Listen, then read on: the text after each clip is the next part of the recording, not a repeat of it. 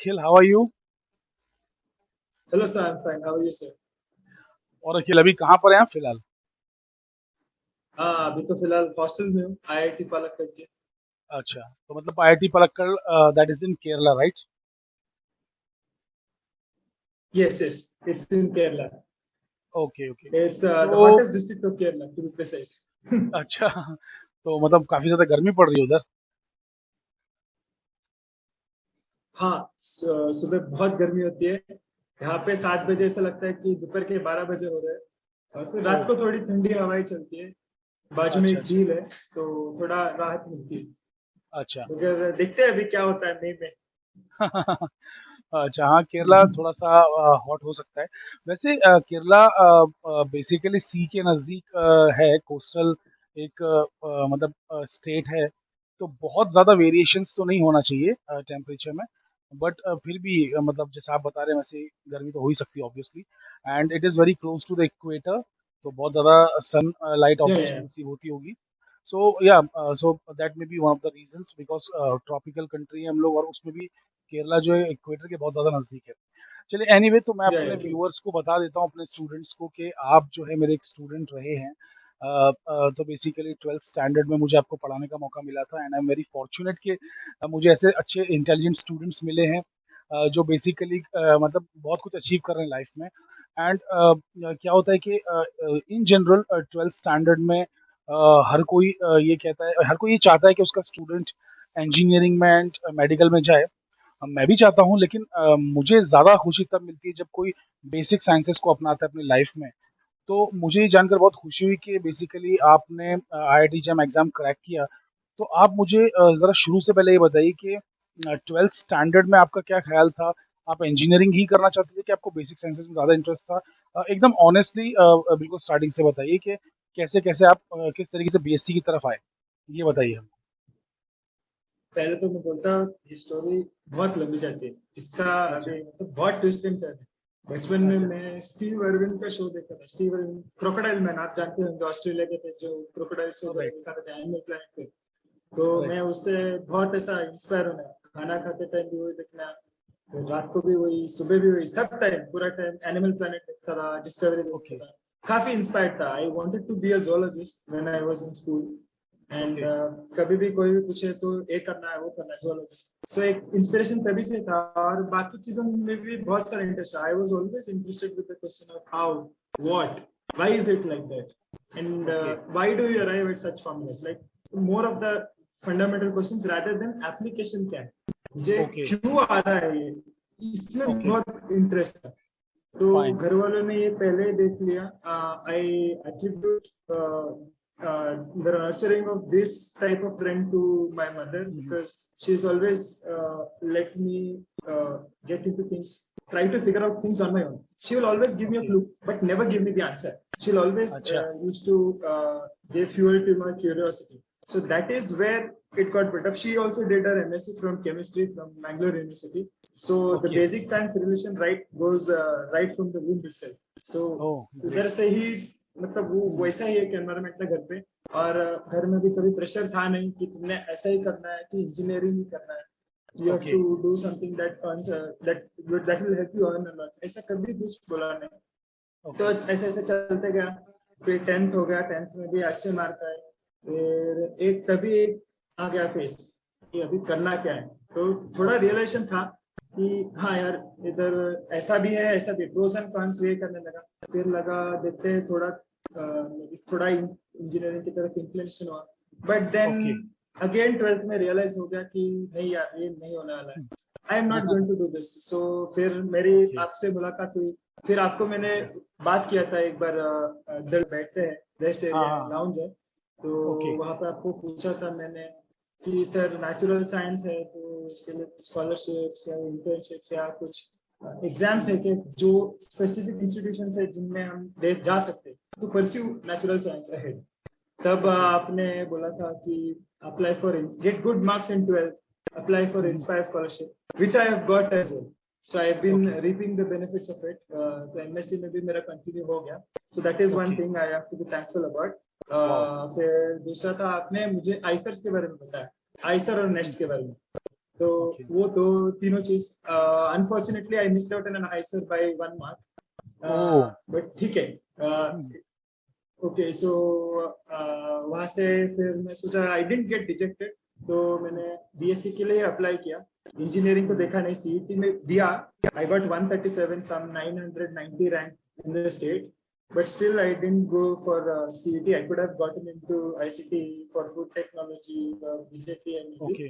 mechanical, but apply नहीं किया। I was like यही करना है, BSc करना है, फिर अच्छा वापस देखते आपको हैं। BSc में मुझे कुछ तो 72 की 72.5 मार्क्स थे और ओ, कट ऑफ 73 पे क्लोज हो गया। अच्छा मतलब एडमिशंस 73 पे क्लोज हो गए।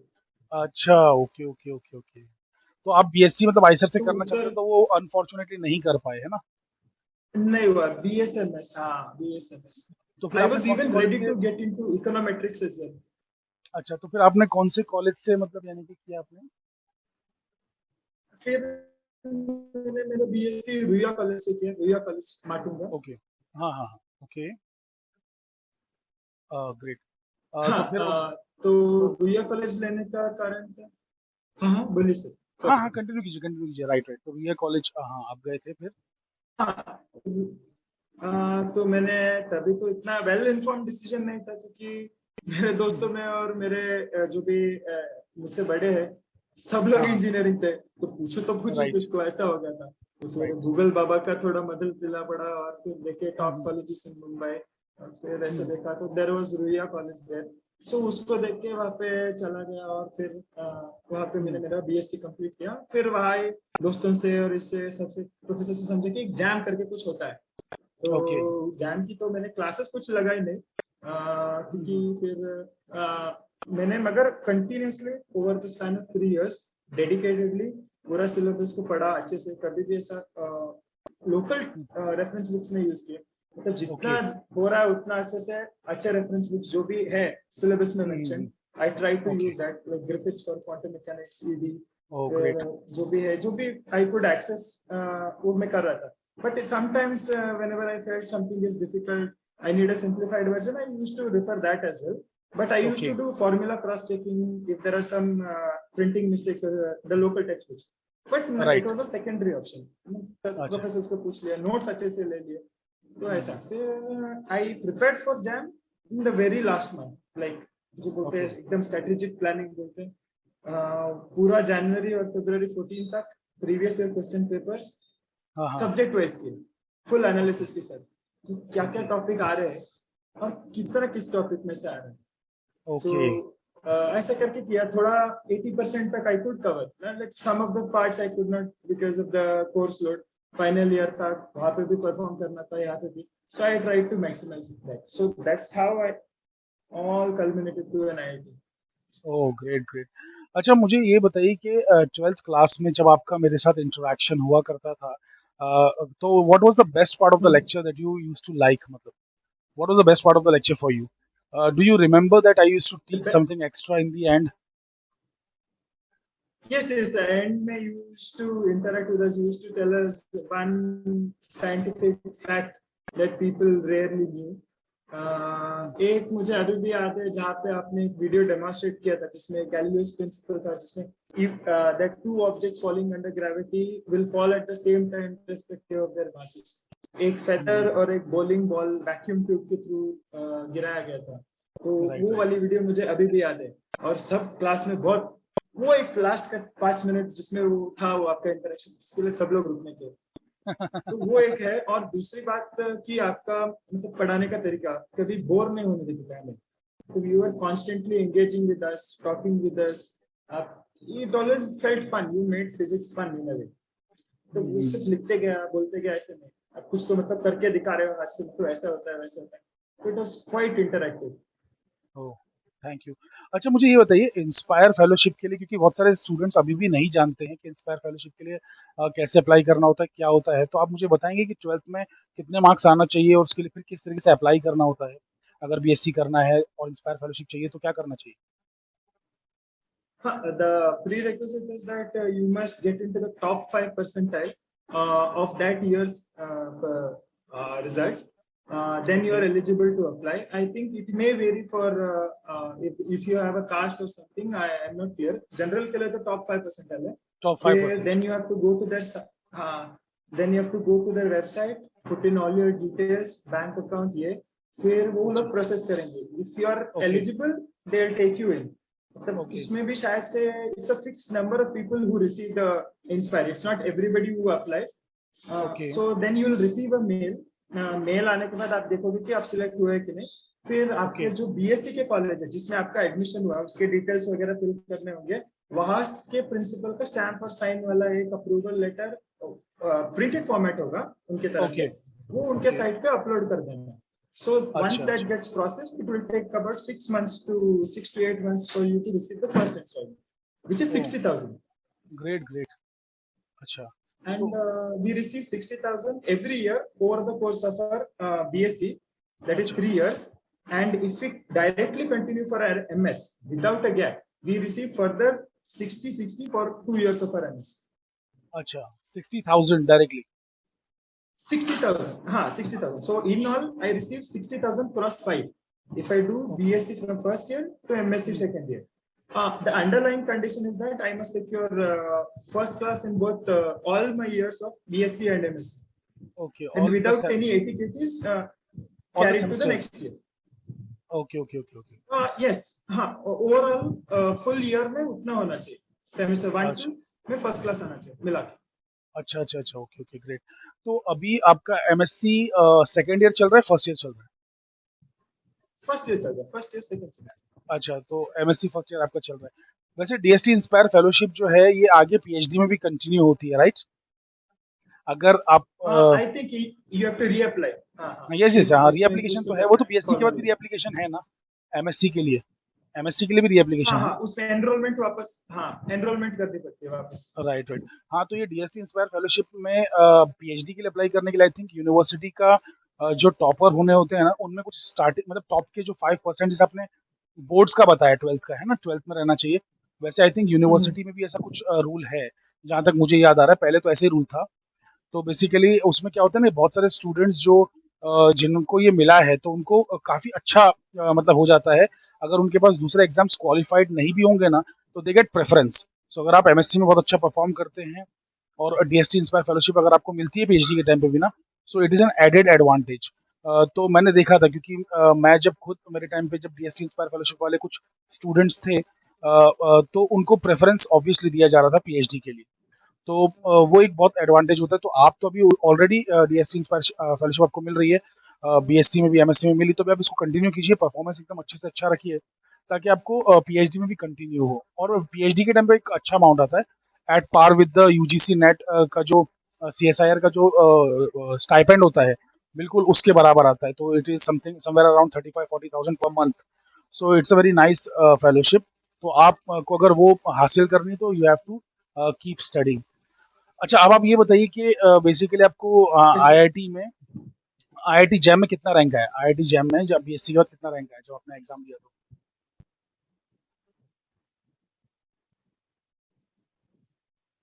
आईआईटी जैम में मेरा रैंक आया था 583. ऑल इंडिया रैंक 583 और 583 ऑल इंडिया रैंक. 42.67. ग्रेट. अच्छा, मार्क्स कितना बताया आपने? आपका आवाज जो डिले आ रहा है. हाँ, मैं ये बोल रहा हूँ कि मार्क्स कितना बताया आपने? Marks 42.67 sir. 42.67. ग्रेट. अच्छा, और कट ऑफ कितना था वैसे उस ईयर का? 100. मेरे ईयर का इट वाज आई थिंक 19 है ना, तो 100 में से 19 लाना था. एंड जैम 19 ना, 19 एंड बेसिकली उसमें नेगेटिव मार्किंग्स रहती हैं, वो तो सभी लोग जानते हैं. And the people who appeared for jam were like total how many students? Do you have any idea कि कितने स्टूडेंट्स थे जो अपीयर हुए थे जैम के लिए?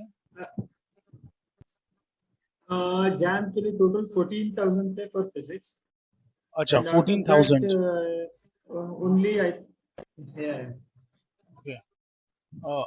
Out of all categories 14,000 students. अच्छा, सारी कैटेगरीज मिला के 14,000 स्टूडेंट्स. एंड उसमें से क्वालिफाई कितने लोग हुए? qualify, I think it's around last rank is 8,000 or 8,500 something. Okay क्योंकि ओके मेरा एक दोस्त था जिसको 8 आया था, तो उसको नहीं हुआ वो क्वालिफाई, मतलब वो कांटे पे रुक गया, 18.7 की 18.9 पे रुक गया वैसे। अच्छा अच्छा अच्छा okay okay okay fine so basically IIT jam के लिए जो आपने पढ़ाई की थी स्पेसिफिक कुछ बुक्स आपने रेफर की थी मतलब प्रीवियस ईयर क्वेश्चंस की बुक्स कुछ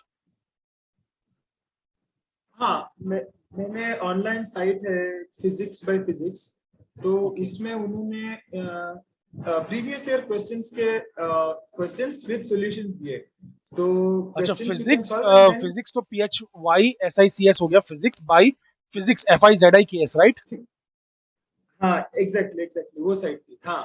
ओके ओके ओके हाँ सो फिजिक्स वो एक्चुअली हाँ आई थिंक तो it's a classes somewhere in Delhi I guess it's a classes I really, हाँ तो उनका ओपन सोर्स था वो, तो मैंने बोला कि यूज कर लेते हैं, तो ओके ओके बेनिफिट है, तो वो मैंने कर ली।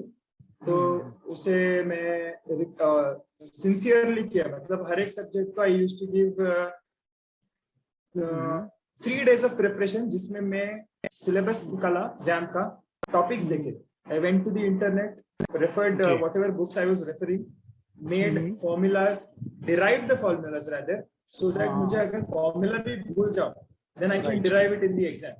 So हाँ दैट्स द राइट वो प्रोसेस सब एक्चुअली के I created my notes, I have like 3 books of it, तो उसमें ग्रेट लिखते गया टॉपिक वाइज, और एक टॉपिक खत्म हो गया, for example classical mechanics, then I did classical mechanics questions and then saw which questions I was not able to attempt, फिर उसको वापस वो मैंने करने पे था वैसे। ओके तो this is one thing I didn't do in JEE में। Okay Akhil so how is life at IIT Palakkad कैसा लग रहा है IIT पलक्कड़ पहुंच के it's feeling of mixed emotion, right.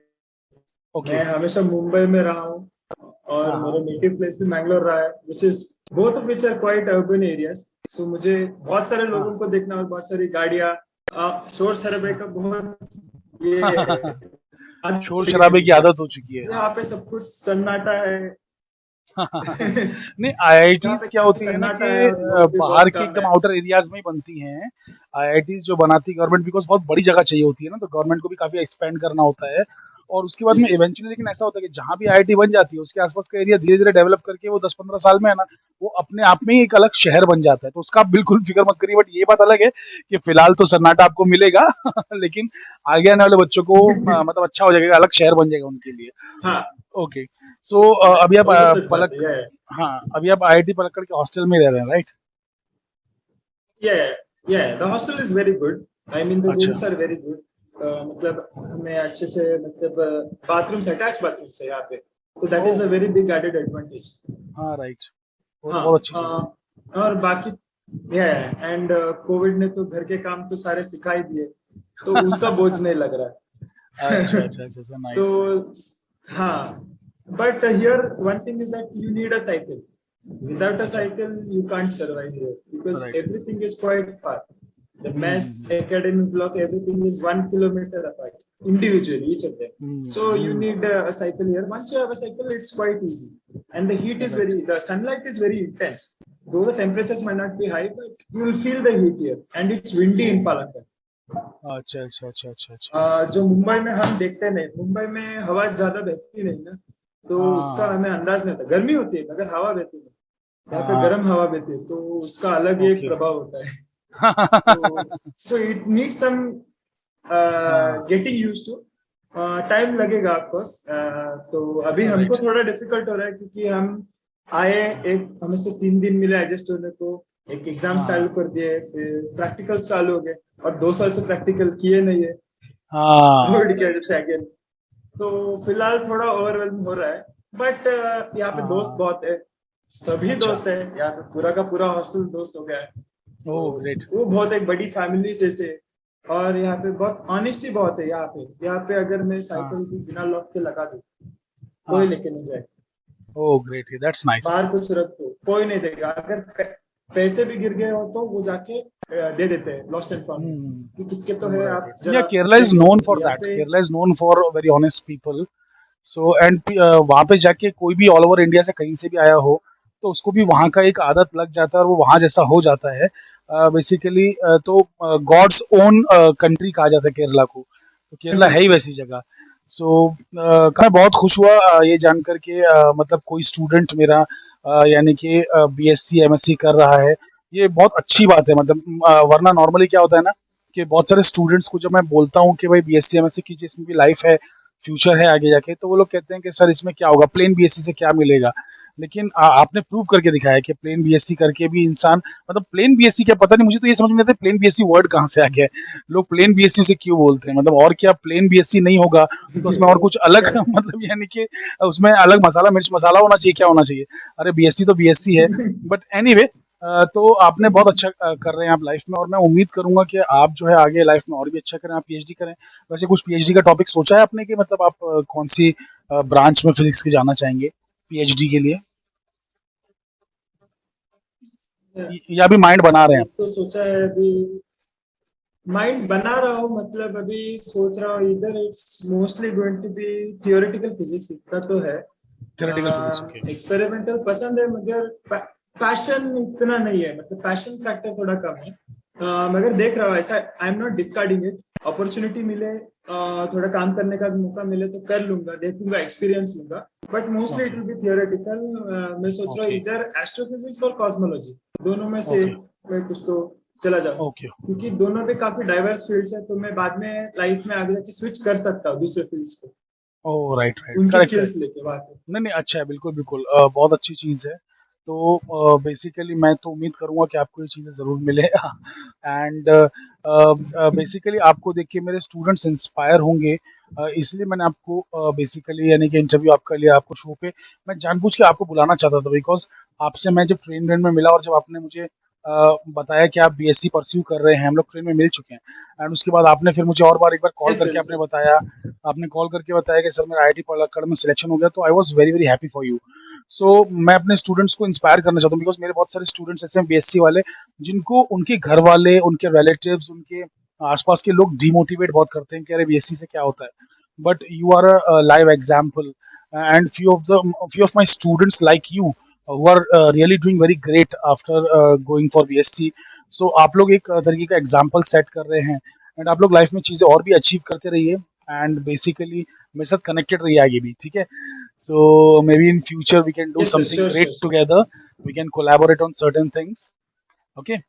So and inspire या का एक बोलना याद रहेगा, भूल गया मैं, ओके इंस्पायर स्कॉलरशिप अगर आपको मिलती है तो इंटर्नशिप्स भी मिलते हैं, मतलब I applied for Indian academy of sciences. Okay मेरे बहुत सारे उसमें स्टेटमेंट ऑफ पर्पस सब कुछ देना होता है, परफॉर्मेंस ट्रैक रिकॉर्ड, बट उनका भी ट्रैक रिकॉर्ड सिमिलर था, स्टेटमेंट ऑफ पर्पस भी मेरे जितना ही अच्छा था, but I got the preference because of inspire. Okay तो मेरा वहां पे हो गया, and it's a okay very okay prestigious internship. उसका अगर आपके पास सर्टिफिकेट रहा तो बाद में पीएचडी इंटरव्यूज, नहीं तो राइट। अगर if you want to join as a JRF somewhere, it all counts up because it shows this. और उसकी वजह से और एक जगह आयुका का भी समर स्कूल मेरा हो गया ओह बीएससी ग्रेट। के थर्ड ईयर के बाद, so I did two things in my third year, so ये दो हो गए। ओह फैंटास्टिक फैंटास्टिक, ये तो बहुत अच्छी बात आपने बताई। तो इससे आपको एस्ट्रोफिजिक्स में जाने का मोटिवेशन और भी आपका ज़्यादा हो जाता है ना। Inter university centre for astronomy and astrophysics IUCAA Pune, तो it's very great place yes to yes. B. हाँ, सो मैं तो उम्मीद करूंगा कि फ्यूचर में आप मेरी एक एस्ट्रोफिजिसिस्ट नजर है बने। वहां पीएचडी करने के लिए, हाँ, बिल्कुल बिल्कुल, आप फ्यूचर में मेरी पीएचडी एक करें नजर, उधर ही। हाँ। हाँ बिल्कुल, वहां पर करें और फिर प्रोफेसर्स बने ऐसे ही अच्छे इंस्टीट्यूट्स में, और वैसे और भी अच्छे इंस्टीट्यूट्स हैं इंडिया में। तो आयुका तो है, it is one of the क्या ग्रेटेस्ट, है? And then there is Indian Institute of Astrophysics in Bangalore, then there is Aryabhatta Bangalore क्या है? Research Institute for Observational Sciences at Nainital, and there are other institutes as well. Nainital ARIES, Yeah, right. PRL तो Ahmedabad is also there. हाँ right right, PRL. तो basically चलिए, तो आपके लिए मैं बहुत अच्छा एक विश रखता हूँ कि आप फ्यूचर में ऐसी जगह पे पीएचडी करें, एंड जब आप पीएचडी ज्वाइन हो जाएंगे तब मैं आपको फिर एक बार इंटरव्यू के लिए बुलाऊंगा, okay. Yes sir, surely surely, the तो प्लान इज टू आपसे, स्टडी हाँ as much as I can, किधर भी दुनिया में जहां भी मिले, वहां मौका मिले पढ़ना है, मगर आना हाँ वापस यहाँ ही है और यहाँ ही हाँ सिखाना है। Okay, great. हमारी रिस्पॉन्सिबिलिटी बनती है as Indian citizens to give something back to the country. Right right right, ये सब बहुत लोग अच्छी तो बात चले कही जाते आपने। हैं विदेश। बेसिकली हमको इंडिया से इतना कुछ मिल रहा है, तो we should give back something to India, है ना। तो फॉरेन में कहीं भी हम पीएचडी पोस्ट डॉक कुछ भी करें, we have to come back and give something to India as well, है ना। कंट्री ने हमको बहुत कुछ दिया है, अब हमारी भी बारी कंट्री को देने की, Yeah. राइट। तो Then we have या to अखिल, inspire. जैसे आपने हमें इंस्पायर किया, we have to inspire next generation. Okay okay great, चलिए सुन के काफी अच्छा लगा। तो अखिल आपसे बात करके मुझे बहुत अच्छा लगा, I am feeling very proud right now. So thank you so much for coming on the show, and जो है आपसे भी अलविदा लेते हैं। Okay It was my pleasure, sir. Okay Thank you, okay, क्या चलिए, बोले सर आप ओके, ऑल द दोनों बेस्ट फॉर योर लाइफ ऐसे ahead. Thank you, sir. Okay, Thank you, sir. All the best to you as well. आप भी PhD कर रहे हो ना सर? हाँ, yes yes yes yes, I am also doing my PhD current. All the best to you as well. Okay, thank you so much. Okay bye, take care हाँ Akhil. Okay. Bye, sir. Bye, sir. Bye, sir.